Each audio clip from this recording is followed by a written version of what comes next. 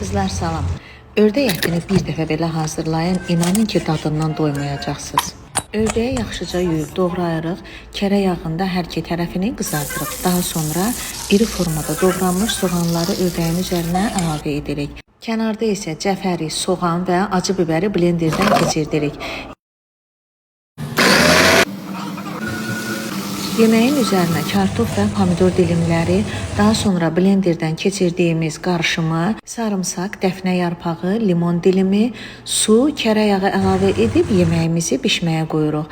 Duz, istiot və azca sarı kök də əlavə edirik. Çalışın bu yeməyi orta ateşdə bişirin ki, ördək əti biraz gec bişən olduğuna görə tam bişsin. Və istifadə etdiyim ərzaqların miqdarını da postda mətn bölməsində qeyd edəcəm. Yeməyimiz hazır olduqdan sonra üzərindəki dəfnə yarpağı və limon dilimlərini götürürük və yeməyimizi servis edirik. İnanın ki, bu cür yeməyi hazırlasaz dadından doymayacaqsınız. Qəti ördəyin tamı da gəlmir. Həddindən artıq möhtəşəm bir yemək oldu. Mütləq ördəyi bu formada hazırlayıb nuş edin.